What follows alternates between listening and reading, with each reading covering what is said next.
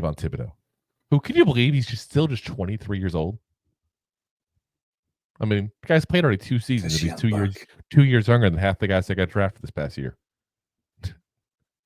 So 23 years old, 6'5", 258 pounds, 5th overall pick back in 22 from Oregon. Last year, 17 games, 17 starts, 50 tackles, 11.5 sacks, 12 tackles for loss, 16 QB hits, 4 passes deflected, 3 forced fumbles, and 1 fumble recovery. And what's crazy is you look at his numbers. So this, like, let's compare him and Burns for a second, because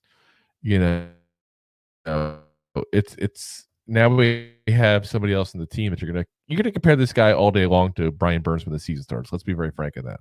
It's gonna happen, because it's gonna be the conversation like we talked about a minute ago. He's probably the Robin. They're gonna have that conversation of who's Batman, who's Robin in this.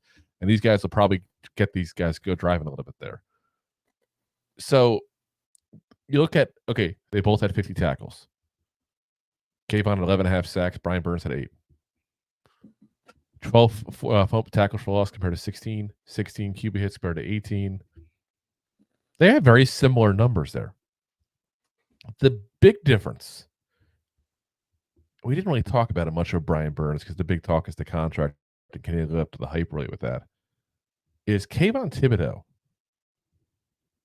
And I'm going to get a little slack from this, I have a feeling, but I'm going to say it anyway.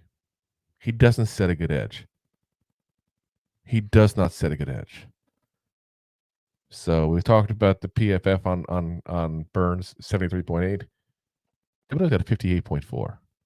The big difference with him is, especially against mobile quarterbacks, you see them getting outside of him, because he falls for it where he goes past the quarterback instead of keeping in his lane, keeping in his spot just enough to stop people from getting to the outside.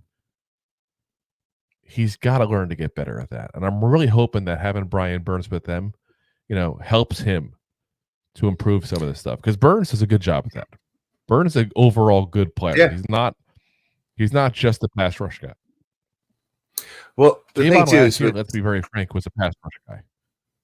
Yeah, 100%. He was a pass rush guy. But let's go back to Batman and Robin. Like, Robin became Nightwing because he was with Batman, and he learned how to be, his own superhero, if you will. But, whatever they do. Anyway, but you got a guy like Burns around. Yeah, I was about to.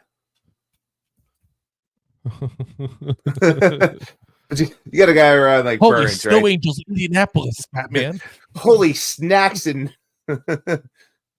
Indianapolis. What the hell? But anyway, wow. You got a guy around like Burns who's really good at setting the edge, being an edge player.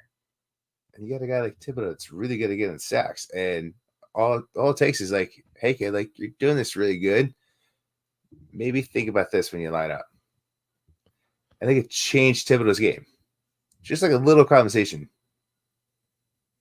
Well, because like, here's the other. We all see with Thibodeaux. Like, he gets that. You said he's a really good sack guy. He's really good. I was just saying, like, really good sack guy, but similar rusher. Is he a good pass rusher? They have similar sack. That question's got to be asked. Is he really a good pass rusher? Because for a sophomore, look at him going. Yeah. But no, but I'm saying because this is part of the conversation with Kayvon right now. Like, he had a good season last year as far as sacks, but he also beat up on some really crappy teams. Which, I mean, you're supposed to do. Like, I feel like half his sacks, I felt like, were against the Commanders. It really felt like that. I mean, if you look at what he did in the season, he had 3 sacks against the Jets. Horrible defense. He played Washington. He had 3.5 sacks. When he played Seattle, their offensive line was decimated. He had 2 sacks that game. Well, that's not fair, because that decimated offensive line was still a top 10 line in the NFL with their secondary. Not that time it wasn't. They had a lot of guys out. We played them. That's 7.5 they sacks did. though in those 4 games. No, but you're missing my point. Is the fact that their backup was way better than most offensive lines in the NFL. I don't know if I go that far. I mean, I would. they're better than our offensive line was, but that's not saying much. A Pee Wee Yeah, I was football about to team say. is. What was our offensive line rank last year? 30. So yeah. But I'm saying that's you could take out that even and say it's 5.5 sacks in 3 games against really bad offensive line. But I'm just saying, like, he seemed to have games that he turned it on like that against what I would call weaker competition, and then That's fair to kind of fall off the face of the earth of the games. Again, he had 7.5 But sacks. that's based off of sacks, but that's not also talking I about the understand that. pressures. But it's also not talking about the pressures where he's getting there. So like I hear what you're saying. Like, yes, sacks don't mean everything, but it's also No, flashy. but I'm saying everybody's impressed because of the 11.5 sacks. But I'm saying 11.5 sacks is what's impressed everybody about him last year.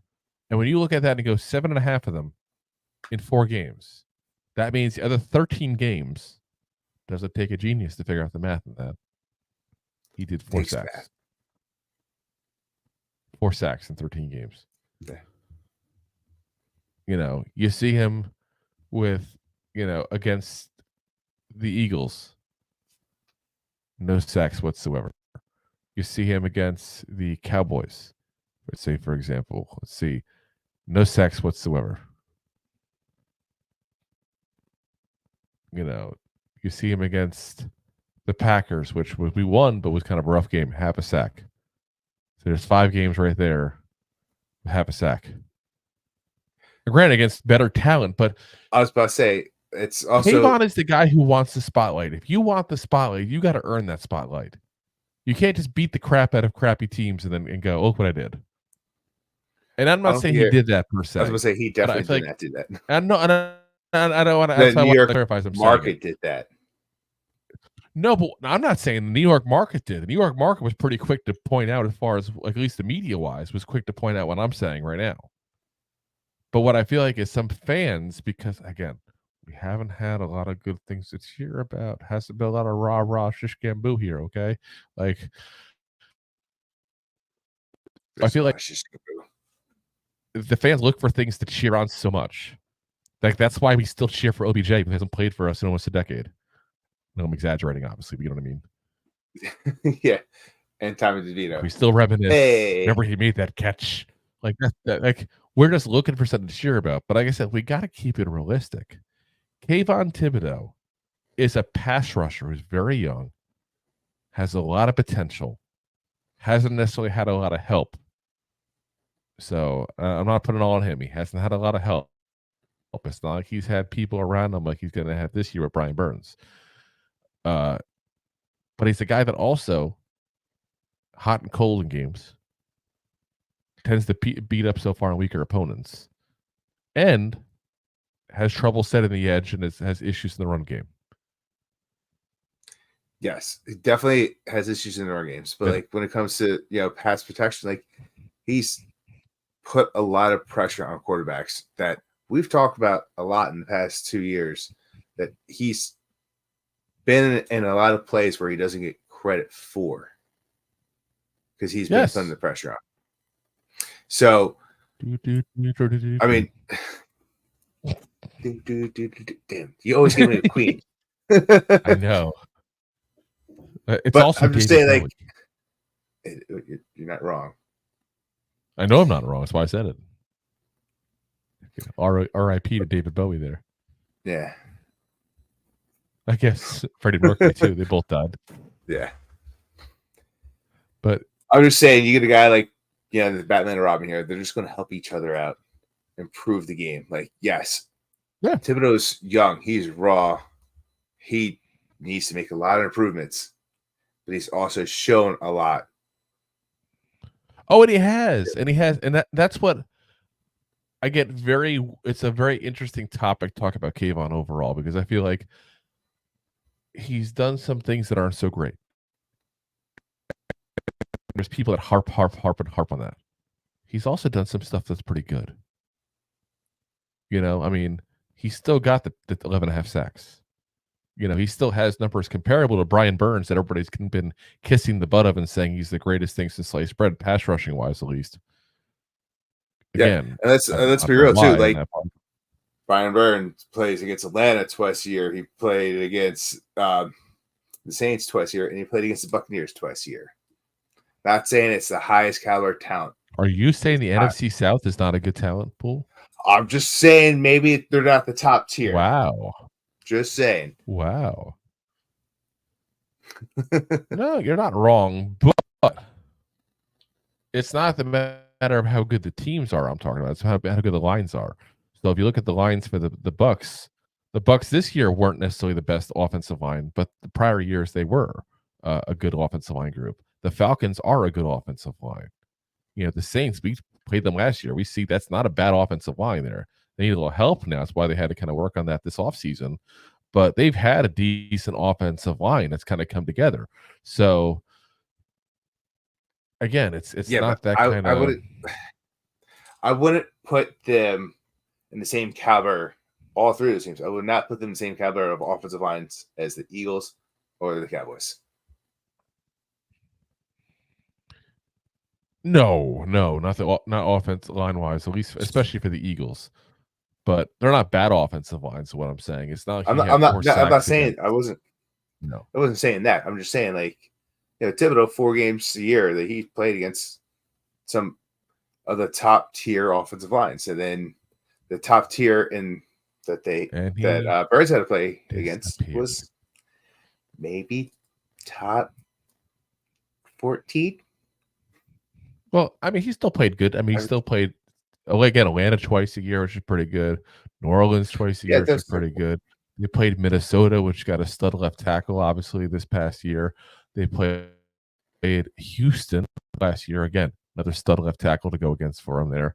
I mean, he definitely played against quality teams here, as far as offensive line and tackle specifically to try to take care of him there.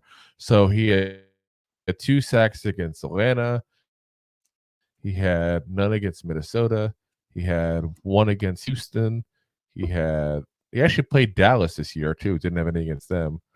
But again, like I said, I'm just looking at it as he also didn't have 5 sacks against 2 or 3 crappy teams and then a couple the rest of the year. I'm just trying to point out both sides. Part of the equation with Kayvon. It's got to be talked about. Yeah. You're not wrong. No, and I'm with you on that. I want us to talk about both sides because, again, you still have also a second-year player who had double-digit sacks. There are some guys who've never experienced that in their entire NFL career. Correct. I'm just saying, if you're going to compare these 2 guys, let's go apples to apples here. I like oranges. Fine. You can compare oranges to oranges. I don't care, Drew. Whatever you want to I'm in Florida, damn it. I'm in Florida. You can go to pair to pair if you want. If you want to compare pair to pair, your bananas to bananas, I don't care. Do you, man? It is 2024. No one has pairs. All right. So, like I said, we just had to kind of keep an eye. He's got to get better against the run. I'd like to see a little more consistency against some of the better teams, not beating the crap out of the bad teams. But instead, like I said, you can't complain about a second-year team and a second-year player getting 11.5 sacks. You can't. No, not at all. That's, like I said, there are plenty of players that never do that in the NFL. So, he's already proven he's a legit NFL talent. It's just a matter of how high the ceiling is for him. And I'm hoping that this guy. Yeah. And, you got to wonder, too, as well, that, what was the changes we made? The first change we made this offseason coaching-wise. We got rid of Winks Boy Wilkins. What group did he coach? Outside linebackers. It makes you wonder. Did the Giants, was it not just the let's piss off Wink move? Did they have issues with the way Kayvon and these guys are being trained? I think that has a lot to do with it. It probably does. Thanks for listening to Two Giant Goofballs, a New York Giants podcast. We appreciate your support. Thanks so much.